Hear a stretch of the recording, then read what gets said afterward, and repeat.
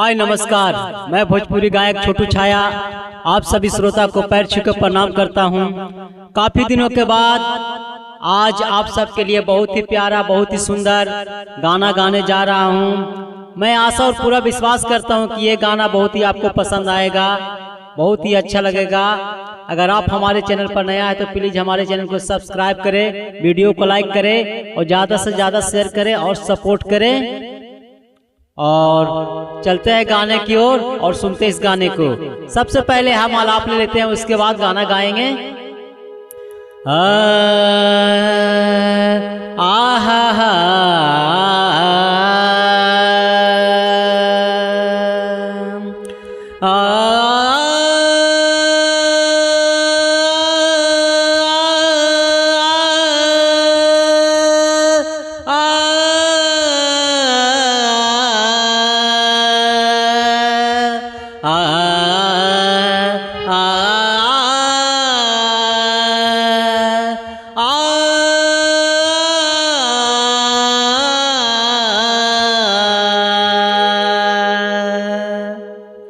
तो ये आलाप सुनकर आप बताइएगा कि आपको गाना कैसा लगा है।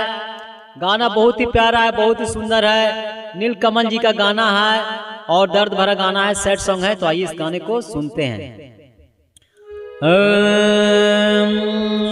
अक्सर नादानी करे दिल जवानी में, अक्सर नादानी करे दिल जवानी में, रहिया न काबो एकरा डाली परेशानी में, करे न प्यार कबो बहुत झमेल बा, करे न प्यार कबो बहुत झमेल बा, रहे के बसात में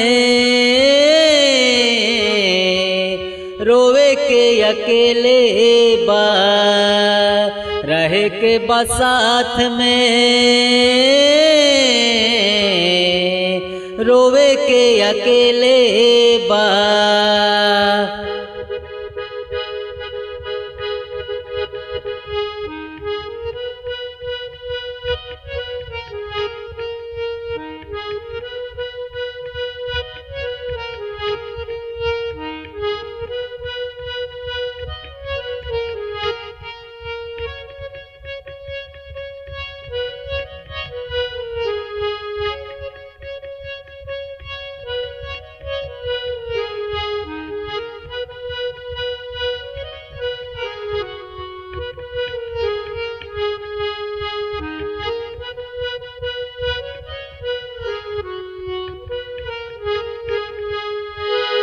तो ये बहुत ही प्यारा, बहुत ही सुंदर मुखड़ा था।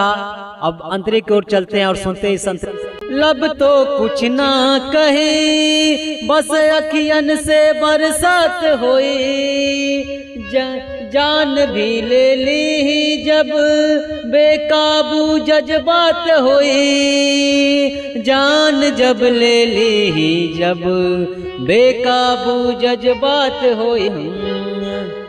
प्यार के परीक्षा में ता फेल ढेर लोग बा, प्यार के परीक्षा में ता फेल ढेर लोग बा, हंस के बसात में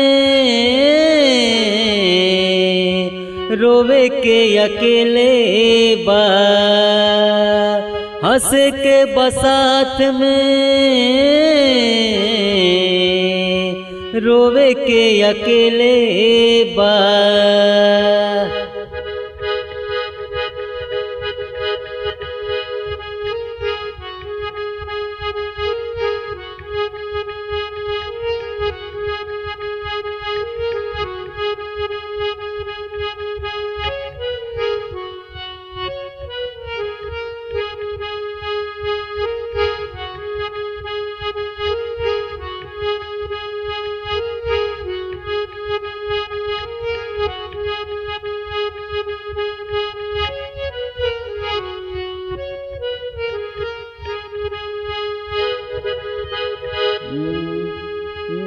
नीलकमल छोटू का जकरा पीछे पागल बा, उसा नम बेवफा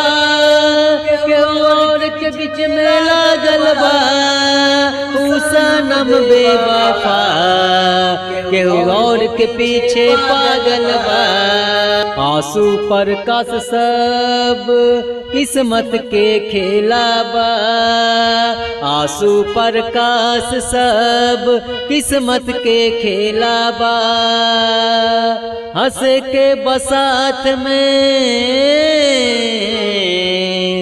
रोवे के अकेला बा हंस के बसात में रोवे के अकेला बा। हम आशा और पूरा उम्मीद करते हैं कि ये गाना आपको बहुत ही पसंद आया होगा और बहुत ही अच्छा लगा होगा। अगर आप हमारे चैनल पर नया है तो प्लीज हमारे चैनल को सब्सक्राइब करें, वीडियो को लाइक करें और ज्यादा से ज्यादा शेयर करें और कमेंट करें कि आपको गाना ये कैसा लगा। थैंक यू, नमस्कार।